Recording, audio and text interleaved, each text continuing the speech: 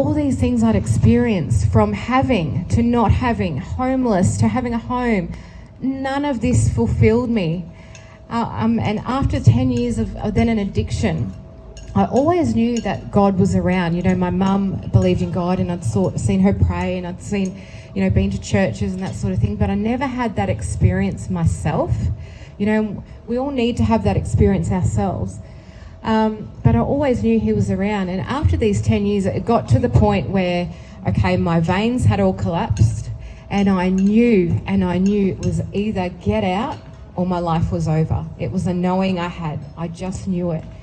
It was like there was nowhere else to go but death. Death was next, and losing my children.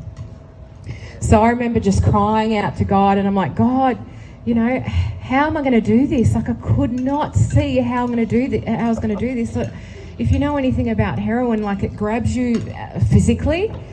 So you get very sick if you don't have it, and you know, mentally, physically, it's just horrible. It's hell. I could imagine what hell would be like just from having that bit of experience.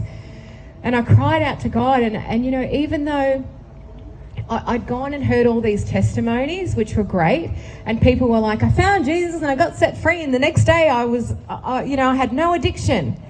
And I thought, okay, God, come on. And I'd wake up and I'd be like, no, I'm still hanging out, I'm still sick, I still want it. Why isn't this happening like this for me, God? Why? And you know, those things can happen, but he takes us all on a separate journey. And you know, when I look back now and I look at that struggle, I see why he took me through that struggle. Because the more I've gone on, if I hadn't gone through those struggles and learnt those lessons, it wouldn't make me who I am today. And if he had set me free like that, knowing me, and God knows me better than I know myself, I probably would have just went back, because I hadn't fought for anything. I hadn't fought. But you know, along the way, I know God was there. There were so many times I should have lost my life. I tried to take my life. I overdosed. But I still always came through. And what I want to say to you today is, God throws us, what are those life-saving tubes called? Life ring. The life ring. Yeah. That have a rope on the end. You know, through the storm and through feeling like you're drowning, That's good. he throws one of these out. Yeah, that's good.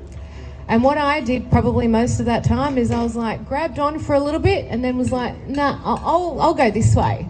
And then back into the storm I would go. Keep going back.